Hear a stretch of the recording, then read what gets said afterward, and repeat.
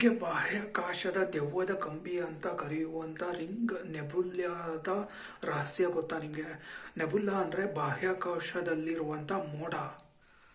ಇನ್ನು ಕ್ಲಿಯರ್ ಆಗಿ ಹೇಳಬೇಕು ಅಂದ್ರೆ, ಒಂದು ನಕ್ಷತ್ರ ತನ್ನ ಹತ್ರದಲ್ಲಿರುವಂತ ಗ್ರಹನ ನುಂಗ್ಬಿಟ್ಟು ಆ ನಕ್ಷತ್ರ ಸತ್ತೋಗಿದೆ. ಆ ನಕ್ಷತ್ರದ ಜೊತೆಯಲ್ಲಿ ಹತ್ರದಲ್ಲಿರುವಂತ ಗ್ರಹನೂ ಕೂಡ ಸತ್ತೋಗಿದೆ. ಗ್ರಹ ಸತ್ತ ಮೇಲೆ ಆ ಗ್ರಹದ ಸ್ಕೆಲಿಟನ್ ಆಕಾಶದಲ್ಲಿ ಓಡಾಡ್ತಾ ಇದೆ. ಅಂದ್ರೆ ಅದು ಒಂದು ಧೂಳು ಮತ್ತೆ ಗ್ರಹ ಸತ್ಯನಾಶ ಆದಾಗ ಅದರಲ್ಲಿರುವಂತ ಅಂಶಗಳು ಆಕಾಶದಲ್ಲಿ ತೇಲ್ತಾ ಇರ್ತಾರಲ್ವಾ, ಅದಕ್ಕೆ ಹೇಳ್ತಾರೆ ಈ ನೆಬುಲಾ ಅಂತೇಳಿ.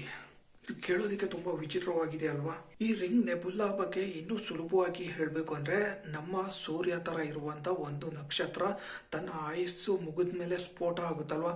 ಸ್ಫೋಟ ಆದಾಗ ತನ್ನಲ್ಲಿರುವಂತ ಹೊಗೆ, ಧೂಳು, ಅದರಲ್ಲಿರುವಂತ ಅಂಶಗಳನ್ನ ಹೊರಹಾಕುತ್ತೆ. ಹೊರಹಾಕಿದಾಗ ಅದರಲ್ಲಿ ಒಂದು ರಿಂಗ್ ಬರುತ್ತೆ.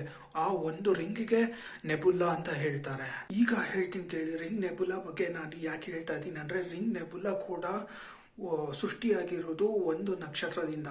ಈಗ ನೋಡಿ, ನಮ್ಮ ಹತ್ರನೂ ಕೂಡ ಒಂದು ನಕ್ಷತ್ರ ಇದೆ, ಅದು ಸೂರ್ಯ. ಇವಾಗ ಸೂರ್ಯ ಸ್ಫೋಟಗೊಂಡಾಗ ತನ್ನ ಹತ್ರದಲ್ಲಿರುವಂತ ಗ್ರಹಗಳನ್ನ ಹತ್ರಕ್ಕೆ ಎಳೆಯುತ್ತೆ. ಆ ಹತ್ರಕ್ಕೆ ಹೋಗುವಂತ ಗ್ರಹ ಯಾವುದು? ಭೂಮಿನೂ ಎಳೆದ್ಬಿಟ್ಟು ಆ ಸೂರ್ಯ ಸ್ಫೋಟ ಆದಾಗ ಭೂಮಿಯ ಕೊನೆಯ ಅಂಶಗಳು ಯಾವ ತರ ಉಳಿಬಹುದು?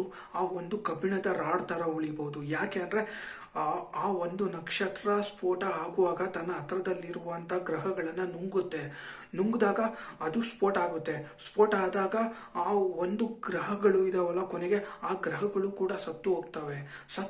ಹೋದಾಗ ಒಂದು ಕಬ್ಬಿಣದ ರಾಡ್ ತರ ಉಳಿತವೆ. ಅಂದ್ರೆ ಅದು ಗ್ರಹಗಳ ಅಸ್ಥಿ ಪಂಜರ ಇದ್ದಾಗೆ. ಇದೇ ತರ ಸೂರ್ಯನ ಅಂತ್ಯ ಆದಾಗ ಭೂಮಿಯ ಕೊನೆಯ ದಿನಗಳು ಇದೇ ತರ ಇರಬಹುದು ಅಂತ ನಾಸಾ ವಿಜ್ಞಾನಿಗಳು ಇದ್ರ ಬಗ್ಗೆ ಒಂದು ಸಂಶೋಧನೆ ಮಾಡಿದ್ದಾರೆ.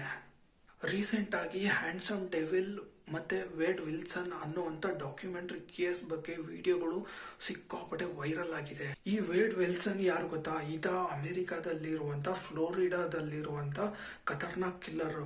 ಈತ 2019ರಲ್ಲಿ ಇಬ್ರು ಮಹಿಳೆಯರನ್ನ ಕ್ರೂರವಾಗಿ ಕೊಂದಿದ್ದ. ಅದೇ ಒಂದು ಕೊಂದಿರುವಂತ ಕೇಸು ಅಮೆರಿಕದಲ್ಲಿ ನಡೀತಾ ಇತ್ತು. ಆ ಕೇಸ್ ಬಗ್ಗೆ ಸಿಕ್ಕಾಪಟ್ಟೆ ವಿಡಿಯೋಗಳು ಟಿಕ್ ಟಾಕ್ ಮತ್ತೆ ಇನ್ಸ್ಟಾಗ್ರಾಮ್ ನಲ್ಲಿ ವೈರಲ್ ಆಗಿತ್ತು. ಆಕ್ಚುಲಿ ಆ ಕೇಸ್ ಏನು ಗೊತ್ತಾ? ಆ ಇಬ್ರು ಮಹಿಳೆಯರನ್ನ ಕ್ರೂರವಾಗಿ ಕೊಂದಿದ್ದ ಆ ಒಂದು ಕೇಸು ಕೋರ್ಟ್ ನಲ್ಲಿ ನಡಿಬೇಕಾದ್ರೆ, ಆತ ಕೋರ್ಟ್ಗೆ ಬಂದಾಗ ಆ ದೇಶದಲ್ಲಿರುವಂತ ಎಲ್ಲ ಮಹಿಳೆಯರು ಆತಂಗೆ ಜೈಲ್ಗೆ ಹಾಕ್ಬೇಡಿ, ನಾವು ಆತಂಗೆ ಪ್ರೀತಿ ಮಾಡ್ತೀವಿ, ಆತಂಗೆ ಬದಲಾಯಿಸ್ತೀವಿ ಅಂತ ಅವ್ರು ಹೇಳ್ತಾ ಇದ್ರು.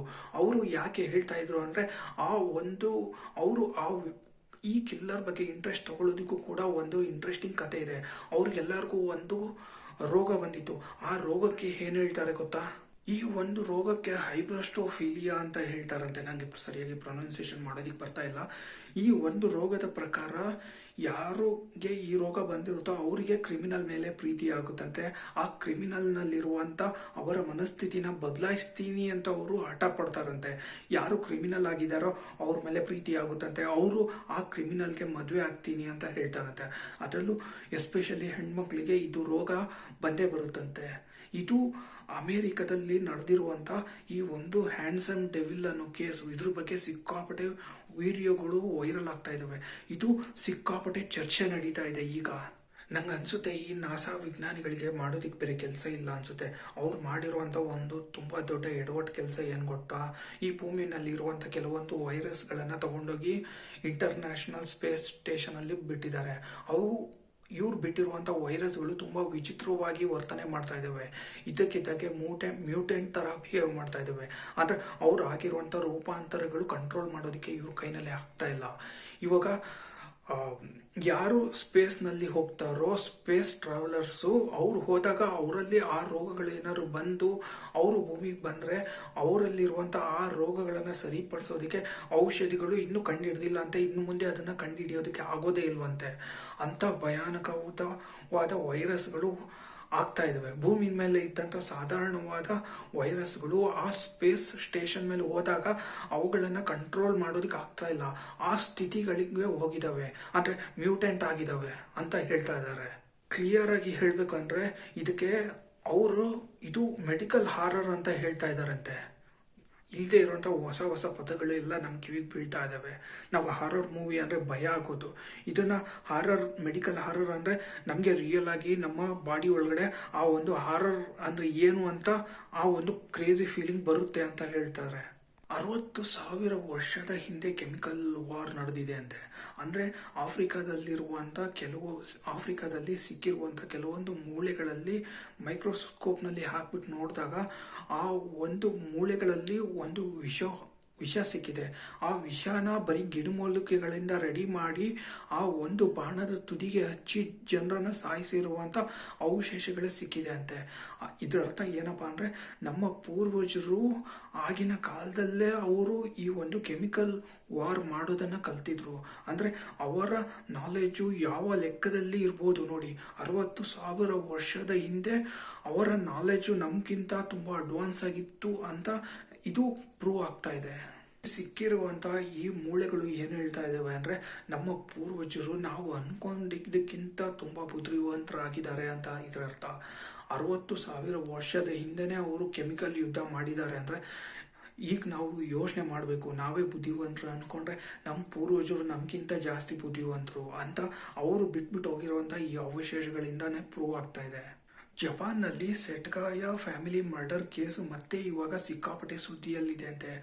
ಆ್ಯಕ್ಚುಲಿ ಅಲ್ಲಿ ನಡೆದಿದ್ದಾರು ಏನು ಗೊತ್ತಾ, 2000 ಇಸ್ವಿಗಿಂತ ಒಂದು ದಿನ ಮೊದಲು ಫ್ಯಾಮಿಲಿಯವರು ಪಾರ್ಟಿ ಮಾಡಿ ಅವರು ರೆಸ್ಟ್ ಮಾಡುವಾಗ ಈ ಕಿಲ್ಲರ್ ಹೋಗಿ ಆ ಫ್ಯಾಮಿಲಿನಲ್ಲಿರುವಂಥ ಪ್ರತಿಯೊಬ್ಬರು ಫ್ಯಾಮಿಲಿ ಮೆಂಬರ್ನ ಕೊಂದ್ಬಿಟ್ಟು ಆ ಒಂದು ಮನೆಯಲ್ಲಿ ಇದ್ದಂಥ ಐಸ್ ಕ್ರೀಮ್ನೆಲ್ಲ ತಿಂದಿದ್ದಾನೆ, ಸೋಫಾನಲ್ಲಿ ರೆಸ್ಟ್ ಮಾಡಿದ್ದಾನೆ, ಕಂಪ್ಯೂಟರ್ನ ಯೂಸ್ ಮಾಡಿಬಿಟ್ಟು ಹೋದಾಗ ಪೊಲೀಸರು ಅದನ್ನು ಇನ್ವೆಸ್ಟಿಗೇಟ್ ಮಾಡಿದಾಗ DNA ಪತ್ತೆ ಆಗಿದೆ.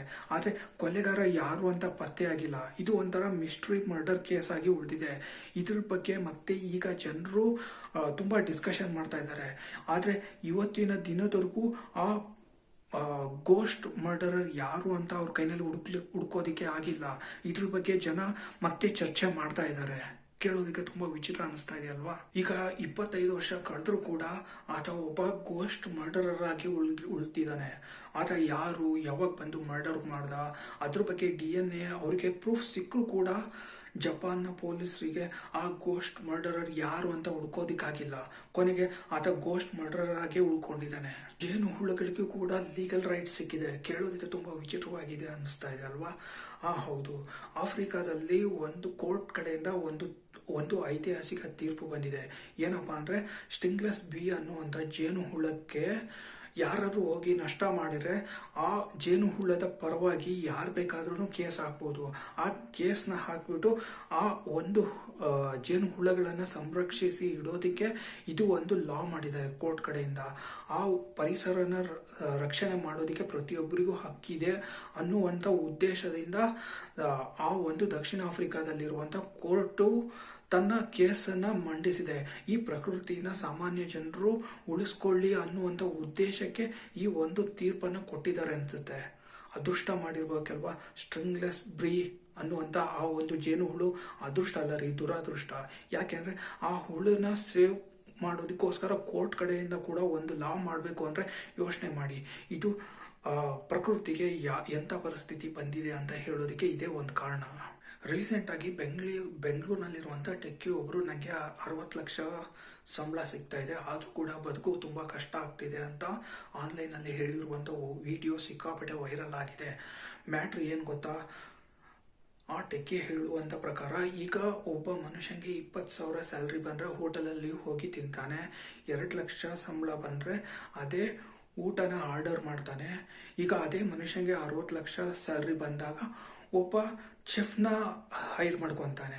ಆದರೆ ಆ ಟೆಕ್ಕಿ ಹೇಳುವಂಥ ಪ್ರಕಾರ ಏನಪ್ಪಾ ಅಂದರೆ ಬೆಂಗಳೂರಿನಲ್ಲಿರುವಂಥ ಲೈಫ್ ಸ್ಟೈಲು ಸಿಕ್ಕಾಪಟ್ಟೆ ಕ್ರೀಪಿ ಆಗಿದೆ. ಅಂದರೆ ಸಂಬಳ ಎಷ್ಟು ಜಾಸ್ತಿ ಬರುತ್ತೋ ಆದರೆ ಅದೇ ಥರ ಯೋಚನೆಗಳು, ಅದೇ ಥರ ಖರ್ಚುಗಳು ಬರುತ್ತೆ. ಆ ಮನುಷ್ಯನ ಮನಸ್ಥಿತಿ ಕೂಡ ಅದೇ ಥರನೇ ಕ್ರೀಪಿಯಾಗಿ ಇರುತ್ತೆ ಅಂತ ತನಗಾಗಿರುವಂಥ ಕಷ್ಟನ ಹೇಳ್ಕೊಂಡಿದ್ದಾನೆ. ಈಗ ಆ ಬೆಂಗಳೂರು ಟೆಕ್ಕಿ ಹೇಳುವಂಥ ಪ್ರಕಾರ ಏನಪ್ಪಾ ಅಂದರೆ ಬೆಂಗಳೂರು ಲೈಫು ಒಂಥರ ಸೈಕಾಲಜಿ ಟ್ರ್ಯಾಪ್ ಇದ್ದ ಹಾಗೆ. ಸಂಬಳ ಎಷ್ಟೇ ಬಂದರೂ ಅದು ಸಾಕಾಗೋದಿಲ್ಲ. ಜೀವನದಲ್ಲಿರುವಂಥ ಕಷ್ಟಗಳು ಕಂಪ್ಲೀಟ್ ಆಗೋದಿಲ್ಲ.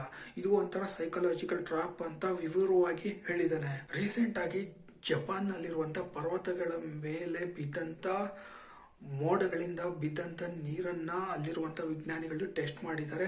ಅವರಿಗೆ ಆ ನೀರಿನಲ್ಲಿ ಮೈಕ್ರೋ ಪ್ಲಾಸ್ಟಿಕ್ ಸಿಕ್ಕಿದೆ. ಇದರ ಅರ್ಥ ಏನಪ್ಪ ಅಂದರೆ, ನಾವು ಪ್ಲಾಸ್ಟಿಕ್ ಯೂಸ್ ಮಾಡಿ ನೀರಿನಲ್ಲಿ ಬಿಸಾಕಿದಾಗ ಆ ನೀರು ಮಾಯವಾಗಿ ಮತ್ತೆ ಮೋಡಕ್ಕೆ ಹೋದಾಗ, ಆವಿಯಾಗಿ ಮೋಡಕ್ಕೆ ಹೋದಾಗ ಅದ್ರ ಜೊತೆಗೆ ಪ್ಲಾಸ್ಟಿಕ್ನ ಅಂಶ ಕೂಡ ಆ ನೀರಿನಲ್ಲಿ ಮೋಡದ ಮೇಲೆ ಕೂಡ ಹೋಗಿದೆ. ಆ ಒಂದು ಮೋಡದಲ್ಲಿ ಮಳೆ ಬಂದು ಅದನ್ನು ಚೆಕ್ ಮಾಡಿದಾಗ ಸೈಂಟಿಸ್ಟ್ಗಳಿಗೆ ಅದರಲ್ಲಿ ಮೈಕ್ರೋ ಪ್ಲಾಸ್ಟಿಕ್ ಸಿಕ್ಕಿದೆ. ಇದು ಒಂಥರ ವಿಚಿತ್ರ ಅನಿಸುತ್ತೆ. ಈ ಪ್ಲಾಸ್ಟಿಕ್ ನಮಗೆ ಭೂತ ಥರ ಕಾಡಿಸ್ತಾ ಇದೆ. ಇದರ ಅರ್ಥ ಏನಪ್ಪ ಅಂದರೆ, ಇದರಿಂದ ನಮ್ಮ ಆರೋಗ್ಯಕ್ಕೆ ಸಿಕ್ಕಾಪಟ್ಟೆ ಹಾನಿ ಆಗುತ್ತೆ ಅಂತ ಜಪಾನ್ನ ವಿಜ್ಞಾನಿಗಳು ಪ್ರೂವ್ ಮಾಡಿದ್ದಾರೆ. ಈಗ ಇದನ್ನ ಇನ್ನೂ ಕ್ಲಿಯರ್ ಆಗಿ ಹೇಳಬೇಕಂದ್ರೆ, ನಾವೀಗ ನಮ್ಮ ಮನೆ ಹತ್ರ ನಾವು ಪ್ಲಾಸ್ಟಿಕ್ ಎಸಿತೀವಲ್ವಾ, ಅದು ಸೀದಾ ಸಮುದ್ರಕ್ಕೆ ಹೋಗುತ್ತೆ. ಸಮುದ್ರಕ್ಕೆ ಹೋದ್ಮೇಲೆ ಬಿಸಿಲಿಗೆ ಆವಿಯಾಗಿ ಮೋಡಕ್ಕೆ ಹೋಗುತ್ತೆ. ಮೋಡದಿಂದ ಮಳೆ ಬಂದಾಗ ಆ ಮಳೆ ಜೊತೆಗೆ ಆ ಪ್ಲಾಸ್ಟಿಕ್ ಕೂಡ ಭೂತ ಥರ ನಮಗೆ ಕಾಡುತ್ತೆ. ಆ ಮಳೆ ನೀರು ಭೂಮಿಗೆ ಬಂದು ಬೆಳೆ ಬೆಳೆದಾಗ ಆ ಬೆಳೆನಲ್ಲೂ ಕೂಡ ಪ್ಲಾಸ್ಟಿಕ್ ಹೋಗುತ್ತೆ. ಆ ಪ್ಲಾಸ್ಟಿಕ್ನಲ್ಲಿ ಬಂದಿರುವಂಥ ಬೆಳೆಯಿಂದ ನಾವು ತಿಂದರೆ ನಮ್ಮ ದೇಹದ ಒಳಗಡೆಗೂ ಕೂಡ ಆ ಪ್ಲಾಸ್ಟಿಕ್ ಹೋಗುತ್ತೆ. ಈಗ ಕ್ಲಿಯರ್ ಆಗಿ ಹೇಳಬೇಕಂದ್ರೆ, ಆ ಪ್ಲಾಸ್ಟಿಕ್ ಬಂದು ಬರೀ ಪ್ಲಾಸ್ಟಿಕ್ ಅಲ್ಲ, ಆ ಪ್ಲಾಸ್ಟಿಕ್ ಭೂತ ಥರ ಮನುಷ್ಯನಿಗೆ ಕಾಡ್ತಾ ಇದೆ. ಬರೀ ಮನುಷ್ಯಂಗಲ್ಲ, ಪ್ರಕೃತಿಗೂ ಕೂಡ ಕಾಡ್ತಾ ಇದೆ ಅಂತ ಜಪಾನ್ನಲ್ಲಿರುವಂಥ ವಿಜ್ಞಾನಿಗಳು ಪ್ರೂವ್ ಮಾಡಿದ್ದಾರೆ. ಈಗ ನೀವು 400 ವರ್ಷ ಬದುಕಿದ್ರೆ ನಿಮ್ಮ ಲೈಫ್ನ ಗೋಲ್ಸ್ ಹೇಗಿರುತ್ತೆ ಹೇಳಿ. ರೀಸೆಂಟಾಗಿ ಗ್ರೀನ್ಲ್ಯಾಂಡ್ನಲ್ಲಿ ಗ್ರೀನ್ಲ್ಯಾಂಡ್ ಶಾರ್ಕ್ ಅನ್ನೋ ಜೀವಿ ಸಿಕ್ಕಿದೆ. ಆ ಜೀವಿ 400 ವರ್ಷ ಬದುಕಿದಂತೆ. ಆ ಒಂದು ಶಾರ್ಕ್ 400 ವರ್ಷ ಬದುಕೋದಕ್ಕೆ ಒಂದು ಕಾರಣ ಏನಪ್ಪ ಅಂದರೆ, ಸಮುದ್ರದಲ್ಲಿ ಅದು ಈಜುವಾಗ ತನ್ನ ಹೃದಯ ಬಡಿತ ಬರೀ 4ರಿಂದ 5 ಬಾರಿ ಬಡ್ಕೊಳ್ಳುತ್ತಂತೆ. ಅಂದರೆ ಅಷ್ಟೊಂದು ನಿಧಾನಗತಿಯಿಂದ ಅದರ ಹೃದಯ ಬಡ್ಕೊಳ್ಳೋದ್ರಿಂದ ಅದರ ಜೀವನ ಲೈಫ್ ಟೈಮ್ ಸ್ಪ್ಯಾನ್ 400 ವರ್ಷ ಆಗಿದೆ ಅಂತೆ. ಈಗ ಮನುಷ್ಯ ಆ ಜೀವಿನೂ ಬಿಡ್ತಾ ಇಲ್ಲ. ಆ ಒಂದು ಶಾರ್ಕ್ನಲ್ಲಿ ಅಂಥದ್ದು ಏನು ಶಕ್ತಿ ಇದೆ, ಆ ಒಂದು ಶಕ್ತಿ ಏನು ಅಂತ ತಿಳ್ಕೊಂಡ್ಬಿಟ್ಟು ಅದ್ರಲ್ಲಿ ಬಂದಿರುವಂಥ ಔಟ್ಪುಟ್ಟಿಂದ ಮನುಷ್ಯನ ಜೀವನನ ಜಾಸ್ತಿ ಮಾಡಬೇಕು ಅಂತ ವಿಜ್ಞಾನಿಗಳು ಪ್ರಯತ್ನ ಪಡ್ತಾ ಇದ್ದಾರಂತೆ.